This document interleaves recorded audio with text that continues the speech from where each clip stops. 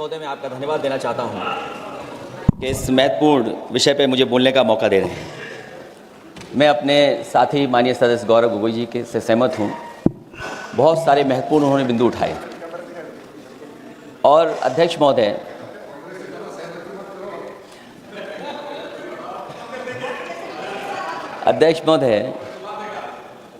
मुझसे ज़्यादा मेरे रिश्ते शायद हमारे विपक्ष के लोग ज़्यादा जान रहे हैं, और जितना विपक्ष के लोग नज़र रखेंगे मैं समझता हूँ उतना रिश्ते और मजबूत हो जाएंगे। अध्यक्ष महोदय, मैं आंदोलन को बहुत दूर से देख रहा था और उस आंदोलन में जो जीत के बाद नारा लगा, एक नारा लगा अध्यक्ष महोदय, सरकार के खिलाफ नारा लगा कि सरकार को ये अहंकार था कि सरकार झुकती नहीं है, लेकिन उन्हीं नई पीढ़ी के लोगों ने ये वो नारा दिया कि झुकाने वाला चाहिए, सरकार भी झुकती है और सरकारों को झुकाना भी नौजवानों को आता है। सरकार झुकी और स्वीकार किया उन्होंने। जो करोड़ों नौजवान जो मांग कर रहे थे कि सबसे पहले जो मंत्री जी हैं वो इस्तीफा दें, और बिंदु दूसरे अलग हैं जो हम लोगों को जानकारी में मिल रहा है। अध्यक्ष महोदय, सरकार हर विषय पर स्वीकार किया, लेकिन पता नहीं अध्यक्ष महोदय ये बात समझ में नहीं आ रही है कि सदन में उन आश्वासनों को क्यों नहीं रख रही है सरकार जो सहमति बनी है। और उसके बाद अध्यक्ष महोदय, हम लोगों ने देखा कि जब मंत्री जी लौटे हैं, मंत्री नहीं रहे, उसके बाद सदन के बाहर उनका स्वागत किया गया। अध्यक्ष महोदय, जो स्वागत हुआ उसके लिए हमें कोई शिकायत नहीं है, लेकिन माननीय सदस्यों को कितनी बड़ी राहत मिली होगी, कितने बड़े संकट से बचाया उन्होंने। एक प्रधान जी को हटा करके प्रधानमंत्री बचा लिया आपने। और ऐसा अध्यक्ष महोदय आंदोलन किसी ने नहीं देखा जिस आंदोलन में नई पीढ़ी के लोग, कम उम्र के लोग निकल करके आ गए और जो नारे दिए गए। ये सरकार पिछले कई वर्षों से नकारात्मक प्रचार पर टिकी हुई थी, नकारात्मक राजनीति करती थी और न जाने कितने हजार करोड़ रुपए खर्च किए होंगे सरकार ने नकारात्मक राजनीति के लिए। लेकिन नई पीढ़ी को मैं बधाई देना चाहता हूं, उनके मनोबल को और उनकी एकता को, और जिस तरीके से उन्होंने प्रचार किया, अंततः सरकार को झुकना पड़ गया। भाजपा वचन नहीं देती, जुमला देती है।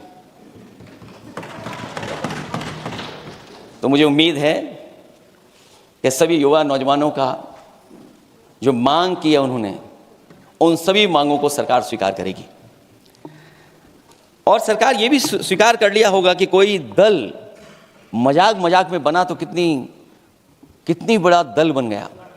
जो कोई चीज मजाक से शुरू हुई वो कितना सीरियस हो गई, और इतना सीरियस हुई कि हमारी सरकार लोकतांत्रिक हो गई कि जो उनको धरने पे बैठने दिया। सरकार लोकतांत्रिक थी कि उन्हें धरने पर बैठने दिया।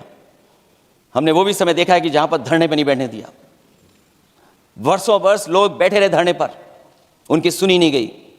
इसी दिल्ली को घेरा था किसानों ने, और सरकार को लगा कि चुनाव आ गया तो सरकार ने तीनों काले कानून वापस ले लिए। जब सरकार घबरा जाती है, डर जाती है, तो सरकार स्वीकार कर लेती है। इसीलिए वो नारा मुझे अक्सर याद आता है कहीं कि झुकाने वाला चाहिए, सरकार भी झुकती है। जो विषय लाया गया है कि prevention of unlawful means act, सरकार को कम से कम ये बताना चाहिए था कि 2024 में जब ये लेकर के आए थे तो आज 2026 में कैसे पेपर लीक हो, और केवल गिनती के 1-2 पेपर लीक नहीं हुए हैं। ये ऐसा आंदोलन रहा जिसमें माँ बाप और नई पीढ़ी के लोग सब जुड़ गए। अगर हम ये माने कि 20 लाख बच्चों ने परीक्षा लिखी थी और उनके घर परिवार के सदस्यों को हम इसमें जोड़ दें, दादा दादी, माँ बाप और परिवार का कोई सदस्य, तो 5 लोग प्रभावित थे, और 5 गुणा 20, 1 करोड़ लोग नाराज हुए सरकार से। और अक्सर हम पॉलिटिकल लोग हैं, हम लोग जानते हैं जब कभी आंदोलन करते हैं तो कितनी तैयारी करानी पड़ती है, गाड़ियों का इंतजाम, खाने का इंतजाम और इंतजाम। लेकिन ये पहला आंदोलन देखा कि जिसमें माँ बाप भी जुड़ गए और कहा कि जाओ बच्चों आंदोलन करो, हम आपके साथ हैं। ये पहला आंदोलन ऐसा देखने को मिला है, और केवल दिल्ली में नहीं हुआ ये, केवल दिल्ली में नहीं हुआ ये। अगर ये बात गलत है, अगर ये बात अध्यक्ष महोदय गलत लग रही है, तो देश के होम मिनिस्टर साहब को ले आइए, वो सब एक्सप्लेन कर देंगे। पहला आंदोलन जिसमें माँ बाप ने साथ दिया, क्योंकि परीक्षा से कितना दुखी हैं लोग। ये जो परीक्षाएं लीक हुई हैं, कई महीनों पहले ये किताब बना दी थी। और अध्यक्ष महोदय, जो लोग चढ़ावा चोरी नहीं बचा पाए, वो पेपर लीक कैसे बचा पाएंगे? जो भगवान के दरबार से दान गायब हो गया, दान चला गया, वो लोग पेपर लीक बचाएंगे? किस कानून को, जो कानून पहले बनाया उसी कानून का संशोधन करके लेकर आए? किसकी आंखों में आप धूल झोंक रहे हैं? और अगर कानून से बच रहा होता तो भाजपा की 10 साल की सरकार में 20 परीक्षाएं कैसे लीक हो गई? 20 परीक्षाएं लीक हुई अध्यक्ष महोदय, जिसमें कोर्ट तक जाना पड़ा, उसके बाद परीक्षा रद्द हुई। दरोगा भर्ती का पेपर लीक हो गया, जूनियर इंजीनियरिंग के भर्ती का पेपर लीक हो गया, ग्राम विकास पंचायत अधिकारी का परीक्षा लीक हो गया, नलकूप चालक भर्ती का यूपी टीईटी का परीक्षा लीक हुआ, और एक बार नहीं हुआ 3 बार पेपर लीक हुआ यूपी टेट का। हाई स्कूल बोर्ड का परीक्षा लीक कर दिया, इंटरमीडिएट की बोर्ड की परीक्षा लीक हुई, इंटरमीडिएट का फिर परीक्षा का लीक हुआ, कई बार हुई। सिपाही भर्ती लीक हुई। आप सोचिए कितनी परीक्षाएं लीक हुई हैं। और नीट परीक्षा कोई पहली बार लीक नहीं हुई, दोबारा लीक हो गई, कानून बनने के बाद लीक हुई। सहायक प्रोफेसर भर्ती लीक है, लेखपाल भर्ती लीक हुई। यूपी जैसे स्टेट, जो सबसे बड़ा स्टेट है, जहां से प्रधानमंत्री चुन करके आते हो, वहां तक पेपर लीक हो जा रहा है। और जो संस्था परीक्षा एग्जामिनेशन करा रही है, वो एनटीए में भी आउटसोर्स कर दिया आपने। हम विपक्ष के लोगों को तो डर ये लगता है अध्यक्ष महोदय, कहीं ऐसा ना हो कि ये पूरी सरकार को आउटसोर्स कर दें। आउटसोर्स सरकार है, जो सबसे विश्वसनीय संस्था है, उसमें आउटसोर्स पे आपने कर्मचारी को रखा हुआ है। किस बात की जवाबदेही है? यही अकाउंटेबिलिटी है आपकी? कहीं अकाउंटेबिलिटी ये तो नहीं है? आप अकाउंटेबिलिटी को ये ना कहीं समझ बैठे हो कि अकाउंट को भर दे वो एबिलिटी वाला ही हमें चाहिए? कहीं वो अकाउंटेबिलिटी तो नहीं है? आप बताइए, एनटीए को आउटसोर्स किया हुआ है आपने। जिस संस्था की जिम्मेदारी है महत्वपूर्ण परीक्षा कराने की, उसमें सब आउटसोर्स। और ये सच कहा कि कांग्रेस पार्टी के हमारे सदस्य ने मांग की है कि वो हम लोगों को पता होना चाहिए आखिरकार कौन लोग थे जो आउटसोर्स होकर के बैठ करके परीक्षा में इस तरह की घोटाला कर रहे थे। आखिरकार जवाबदेही क्या है, किसकी थी? और फिर केवल नीट की परीक्षा की बात करें और परीक्षाओं की बात करें, अगर हम अध्यक्ष महोदय, जब से सरकार बनी है तब से सरकार की कोशिश रही है कि शिक्षा, परीक्षा और यूनिवर्सिटी का ताना बाना पूरा ध्वस्त हो जाए, उसको एक रंगी बना दें हम। उसमें अंडरग्राउंड अनरजिस्टर्ड लोग शामिल हो जाएं। ये पिछले जब से भारतीय जनता पार्टी की सरकार आई है तब से हो रहा है। और फिर शुरुआत कहां से होती है? क्योंकि आप नहीं चाहते कि देश के गरीब लोग पढ़ें लिखें, आगे बढ़ें। सरकार ने सबसे पहले हमला किया प्राइमरी स्कूल पर, और प्राइमरी स्कूल कितने बंद किए हैं आपने? जहां से बच्चे की शिक्षा की यात्रा शुरू होती है। एक गरीब परिवार का बेटा, बच्चे कहां से पढ़ करके निकलते हैं? सबसे पहले प्राथमिक शिक्षा सरकारी स्कूलों से पढ़ करके निकलते हैं। हमारे बहुत सारे माननीय सदस्य होंगे, वो उन्हीं प्राथमिक विद्यालयों से पढ़ करके आज इस सदन तक पहुंचे होंगे। आपने सबसे पहले स्कूलों पे हमला किया, और प्राइमरी से लेकर के नौकरी तक पे आपने हमला किया है। युवाओं के भविष्य पर आपने चोट पहुंचाने का काम किया है।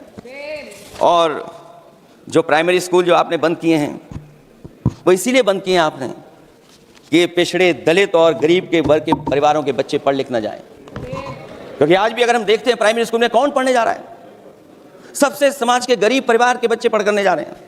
सबसे पहला हमला आपने वही किया, और इसीलिए किया क्योंकि नींव पर ही अगर हमला होगा तो ये आगे नहीं बढ़ पाएंगे। जो आंकड़े सरकार के बताए गए हैं, 1 लाख से ज्यादा सरकारी प्राइमरी स्कूल बंद कर दिए सरकार ने। और अगर ये बात गलत है तो हमें उम्मीद है सरकार इस पर भी जवाब देगी। और अगर हम आंकड़े निकालें तो जो आंकड़े दिखाई दे रहे हैं, यूपी में सबसे ज्यादा प्राइमरी स्कूल बंद हुए हैं।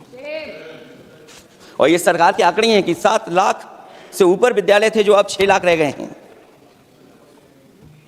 और यूपी में तो सबसे ज़्यादा बंद हुए हैं।